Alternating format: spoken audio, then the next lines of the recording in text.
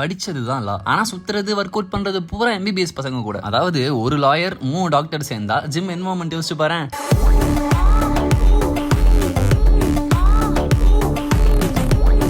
Okay, அஸ்ஸலாமு அலைக்கும் boys. நேத்து திருவண்ணாமலைக்கு போயிட்டு என்ரோல்மெண்ட்க்கு அப்ளை பண்ணிட்டு வந்துட்டேன். நைட்டே சேஷாத்ரி கால் பண்ணி இந்த வாட்டி எங்க ஜிம்ல ஒன்னா ஒர்க் அவுட் பண்ணலாவா அப்படின்னு கூப்பிட்டான். எனக்கும் திருவண்ணாமலையில சில வேலைகள் இருந்துச்சு. இந்த சன்ஸ்கிரீன் எல்லாம் பூசிட்டு போனா லாரிகார மண்ண வாரி மூஞ்சிலே அடிக்கிறான்னு சைக்கோபாத் கேட்டப்பதான் ரெடியான.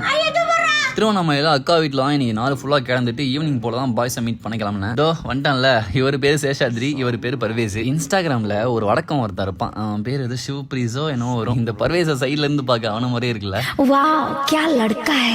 சித்ரா காஃபி பார்ல காஃபியை குடிச்சிட்டு நேரா ஜிம் வந்துட்டோம். அங்க எங்க கூட இன்னொரு நண்பரும் ஜாயின் பண்ணினாரு. இவர் சேஷாவோட காலேஜ் சீனியர் ஆமா. ஆக்சுவலா எனக்கு இன்னைக்கு இவங்க எல்லாரையும் வச்சு டெட் லிஃப்ட் போடலாம் தான் பிளான். ஆனா போன வாட்டி மீட்டப் அப்பவே சேஷாத்ரிக்கு என்ன ஆச்சுன்னு சொல்லிட்டு அவன் மலையில ஓடி இருக்கும் போல சுதாரிச்சிட்டான். அதனால அந்த டாபிக் அப்படியே இலகுவா கடந்து வந்து இன்னைக்கு லெக் தான் போடணும்னு ஸ்குவாட் ஸ்டாக் பக்கம் எடுத்துட்டு வந்துட்டான். சோட்டா பாய்ஸ் இவங்களோட 1 rep மேக்ஸே 110 kg தான் இருக்கும். நான் 120 kg டீப் ஸ்குவாட்ல ரெபிடேஷன் அடிச்சிட்டு இருந்தேன். சரி அட்லீஸ்ட் ஸ்டாட்டஸ் செய்யாம ஃபோக்கஸ்டா ஒர்க் அவுட் பண்ணுவாங்கன்னு பார்த்தா அதுவும் இல்ல. இந்த கில்லி விளையாடுறது, அமுக்கி விளையாடுறது, மோன் பண்றது, நல்ல வேலை என்ன எதுவும் பண்ணல. ஓகே, ஒரு வேளை மீதி இருந்த ஒர்க் அவுட்ஸ் எல்லாம் முடிச்சுட்டு திருவண்ணாமலை பிரதர்ஸ் போசிங்